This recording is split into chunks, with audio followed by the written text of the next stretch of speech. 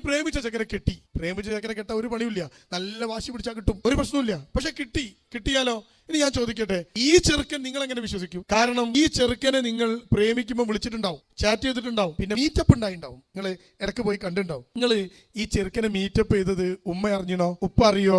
നിങ്ങൾ ഈ ചെറുക്കനെ ഫോൺ ചെയ്യണത് ഉമ്മ ഇപ്പ അറിയോ? നിങ്ങൾ ഈ ചെറുക്കനെ ചാറ്റ് ചെയ്യണത് പെറ്റ ഉമ്മ അറിയില്ല, വളർത്തുന്ന ഉപ്പ അറിയില്ല. ഉപ്പാനെ പറ്റിച്ചും ഉമ്മാനെ പറ്റിച്ചുമാണ് ഇതെല്ലാം ചെയ്യണേ അല്ലേ?